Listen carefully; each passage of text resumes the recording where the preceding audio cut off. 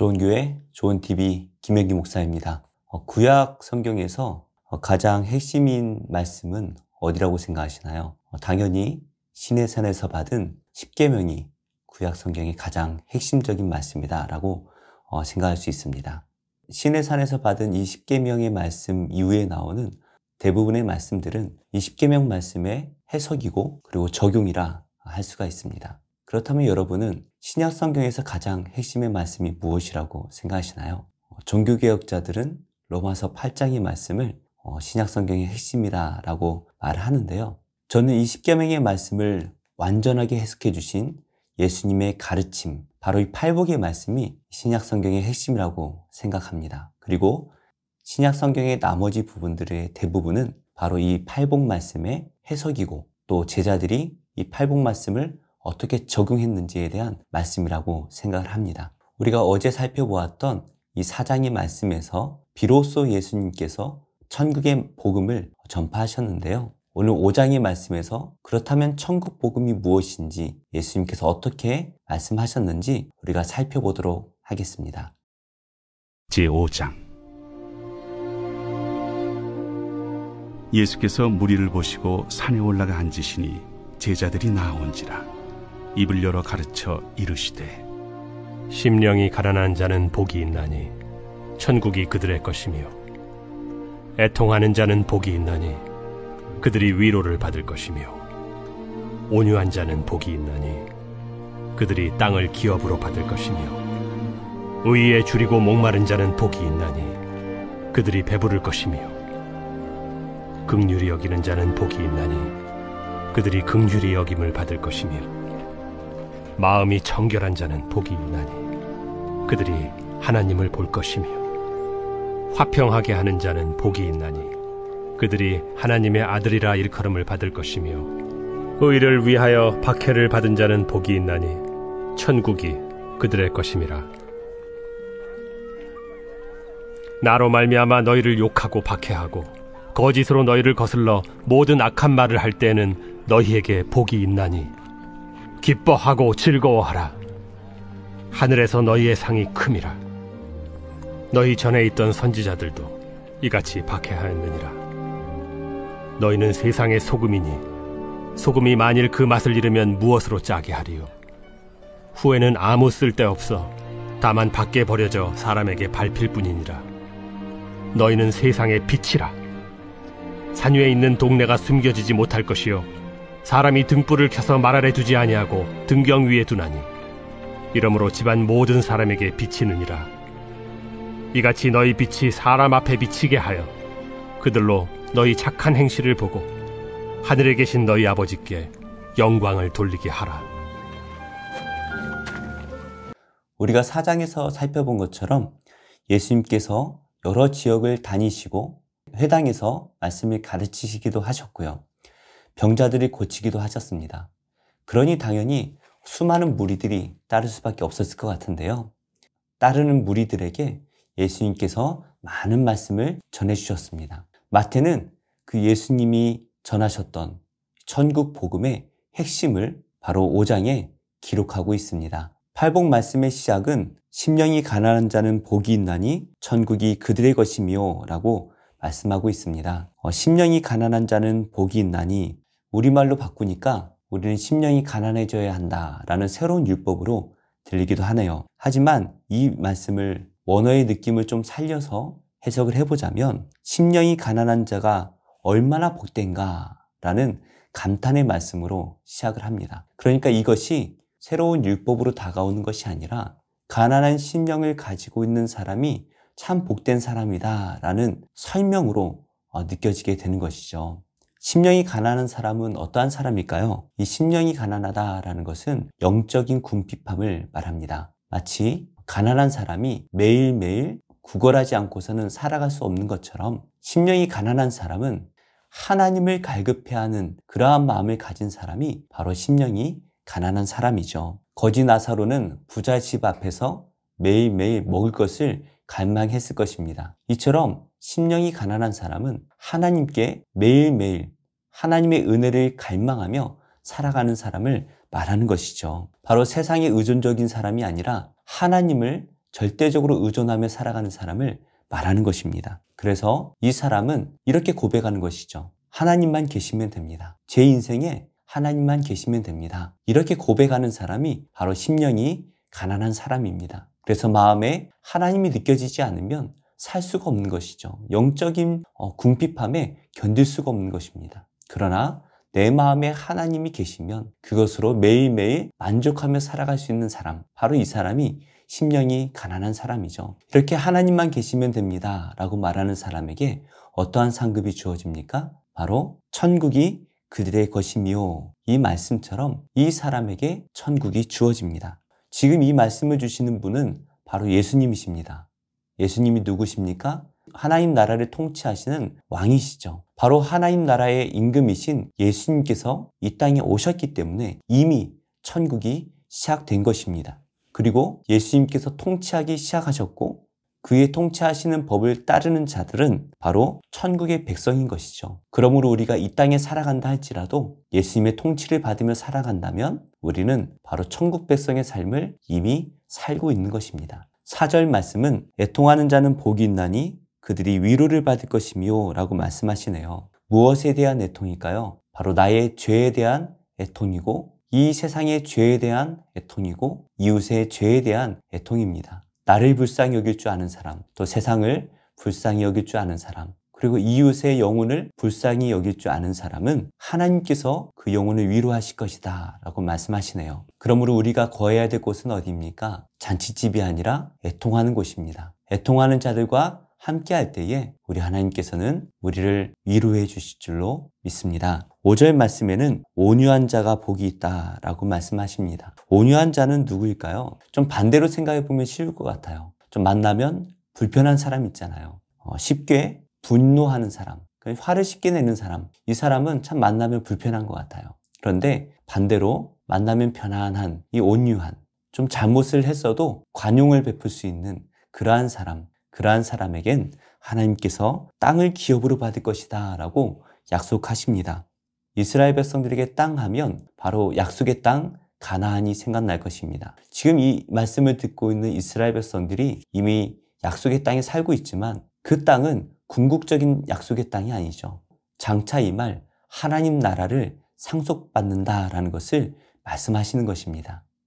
6절 말씀은 의에 줄이고 목마른 자는 복이 있나니 그들이 배부를 것이며 라고 말씀을 하십니다. 하나님 나라의 의를 행하기에 하나님 나라의 의를 갈망하면서 그 의를 행하기에 힘쓰는 자가 복이 있다라고 말씀을 하시는데요.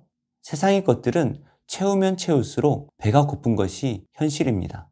그러나 하나님의 의는 베풀면 베풀수록 오히려 배부르게 될 것이다 라고 말씀하십니다. 이 배부르다라는 것은 만족한다라는 의미를 담고 있습니다. 그러니까 의는 행하면 행할수록 만족해진다라는 것을 말씀하고 계시네요. 이 만족은 육적인 만족이 아니죠. 바로 영적인 만족을 준다라는 것이죠. 7절 말씀은 긍휼히 여기는 자는 복이 있나니 그들이 긍휼히 여김을 받을 것이다 라고 말씀하십니다. 이 긍휼이라는 말은 자비라는 말입니다. 우리가 누군가에게 자비를 베푸는 마음을 가지고 있다면 우리 하나님께서도 우리를 자비롭게 대해주신다라고 말씀을 하시는데요. 하나님께서 우리를 자비롭게 대해주지 않으신다면 어느 누가 하나님 나라에 갈 수 있을까요? 우리는 하나님의 긍휼하심으로 구원받은 자들입니다. 그 긍휼하심이 없다면 우린 구원받을 수가 없죠. 그래서 우리는 구원받은 자로서 마땅히 긍휼을 행할 수 있는 자가 되어야 할 것입니다. 8절 말씀에 마음이 청결한 자는 복이 있나니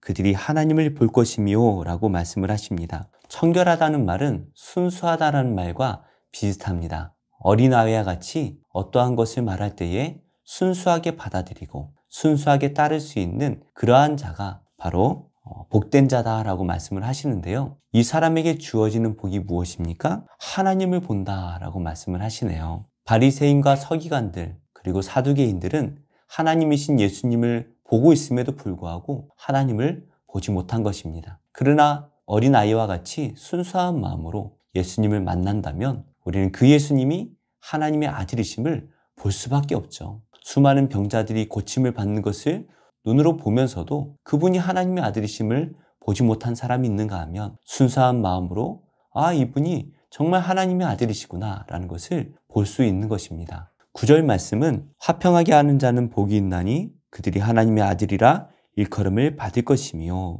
라고 말씀하시네요. 화평하게 하는 자와 반대되는 건 뭐가 있을까요? 바로 사탄이죠. 사탄은 분쟁을 일으키는 자입니다. 그런데 어디 가나 화평을 이루기 위해 힘쓰는 사람들이 있습니다. 예수님께서는 바로 그러한 사람이 하나님의 아들이라 불릴 것이다 라고 말씀을 하시네요.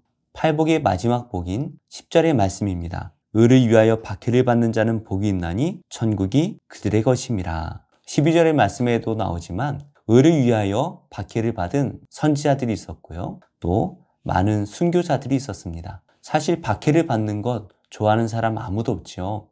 11절 말씀 보니까 구체적으로 어떠한 박해에 대해서 말씀을 하시나요? 예수님으로 말미암아 욕을 듣는 것이죠. 또 박해를 받습니다. 그리고 거짓으로 우리를 모함하며 악한 말을 듣게 될 것입니다. 사실 기분 좋을 리가 없어요. 그런데 예수님께서는 오히려 그러할 때에 기뻐하고 즐거워하라고 말씀을 하시네요. 왜 그렇습니까? 천국이 이러한 사람의 것일뿐만이 아니라 그러한 것들이 우리에게 상급이 될 것이다 라고 말씀을 하십니다. 팔복의 시작은 심령이 가난한 자로 시작을 합니다. 그들이 무엇을 받습니까? 천국이 그들의 것이다 라고 말씀하시죠. 팔복의 마지막인 10절의 말씀에도 천국이 그들의 것입니다 라고 말씀을 하시네요. 이것이 바로 하나님 나라의 복된 소식입니다. 좀 이상하죠? 우리가 생각하는 복은 형통한 것, 고난이 없는 것, 풍족한 것, 이것이 우리의 생각에 복이다 생각을 하는데요. 오히려 예수님께서는 복된 자는 그렇게 세상의 것들로 채워지는 사람이 아니다라고 말씀하십니다. 복된 자가 받을 상급이 무엇입니까? 천국을 얻죠, 위로를 받죠, 땅을 기업으로 받습니다. 배가 부를 것입니다. 긍휼히 여김을 받습니다.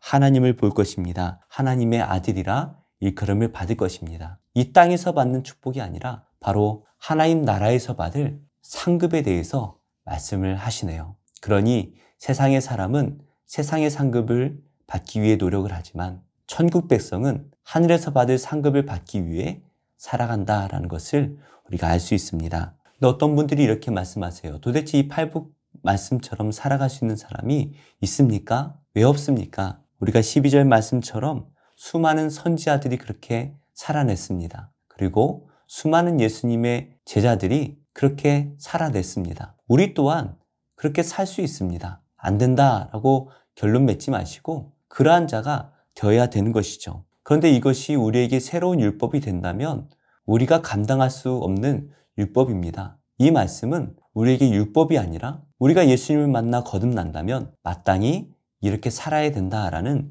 존재에 대해서 말씀을 하시는 것이죠. 그래서 13절 말씀은 너희는 세상의 소금이다 라고 말씀을 하십니다. 이 소금이라는 것은 본질에 대한 말씀을 하시는 거예요. 소금의 본질이 무엇입니까? 짠맛이죠. 우리의 본질 또한 바로 이 복음의 의가 나타나야 한다라는 것입니다. 그래서 이 팔복은 우리가 행해야 되는 새로운 율법이 아니라 팔복에 나오는 복된 자의 이러한 모습들이 바로 우리의 본질이다라는 것을 말씀하십니다. 다시 한번 살펴볼까요? 예수님을 따르는 제자들인 우리의 본질이 무엇입니까? 심령이 가난한 자입니다. 애통하는 자입니다. 온유한 자입니다. 의에 줄이고 목마른 자입니다. 긍휼히 여기는 자이고 마음이 청결한 자입니다. 화평하게 하는 자입니다. 의를 위하여 박해를 받는 자입니다. 의를 위하여 박해를 받을 때 오히려 기뻐하고 즐거워할 수 있는 자입니다. 이것이 우리의 본질이 되어야 하는 것이죠. 그런데 13절 말씀 보니까 맛을 잃은 소금이 있습니다. 맛을 잃은 자가 누구입니까? 외식하는 자이죠. 겉으로는 소금처럼 보이는데 맛을 보니까 소금의 맛이 나지 않는 거예요. 겉으로는 다 예수님 믿는 것 같은데 그의 행실을 보니까 전혀 예수님 믿는 모습이 나오질 않는 거예요. 심령이 가난하지도 않습니다. 애통해야 하지도 않습니다. 온유하지도 않아요. 의에 줄이고 목마르지도 않아요. 긍휼히 여기는 마음이 없어요. 마음이 청결하지도 않습니다. 화평하게 하질 않아요. 의를 위하여 박해를 받지 않습니다. 이러한 사람이 과연 천국 백성이라 할 수 있을까요? 14절 말씀에 너희는 세상의 빛이라 산 위에 있는 동네가 숨겨지지 못할 것이요 사람이 등불을 켜서 말 아래에 두지 아니하고 등경 위에 두나니 이러므로 집안 모든 사람에게 비치느니라. 예수님께서는 우리가 세상의 빛이다 라고 말씀을 하십니다. 우리의 삶이 천국 백성의 삶으로서 세상에 비추어져야 한다라는 것을 말씀하시죠. 등불을 말 아래 두는 사람이 있나요? 이 말이라는 것은 돛박을 말합니다. 한 8리터 정도를 잴 때 사용하는, 우리로 말하면 바가지죠. 그 바가지 아래에다가 빛을 둔다면 그 빛이 빛을 비출 수가 없습니다. 우리가 크리스천임을 숨겨야 하는 자리에 간다면 우리는 바로 빛을 돛박에 숨기는 어리석은 일을 행하는 것이죠. 그렇다면 소금의 짠맛과 세상을 비추는 빛은 무엇입니까? 16절 말씀 보니까 우리의 착한 행실이 바로 짠맛이고 세상을 비추는 빛이다 라고 말씀을 하시네요. 우리가 이 세상을 향하여서 착한 행실을 행한다면 우리 착한 행실을 보고 세상은 하나님께 영광을 돌릴 것입니다. 정말 하나님 믿는 사람은 달라. 하나님이 정말 살아계시구나. 그것을 우리의 착한 행실을 통하여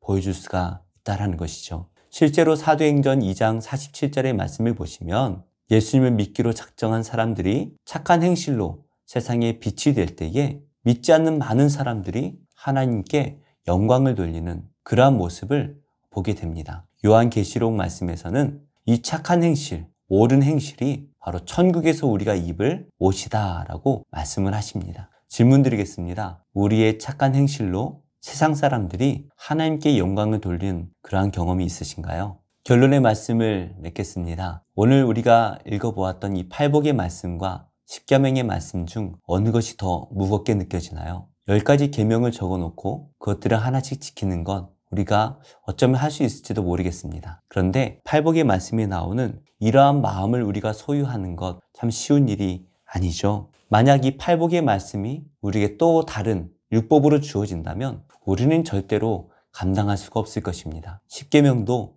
온전히 지키기 어려운데 이 팔복을 온전히 지킨다라는 것 불가능한 일이죠. 하지만 이 팔복은 예수님을 만나 거듭난 하나님의 자녀들의 본질에 대해서 말씀하고 있습니다.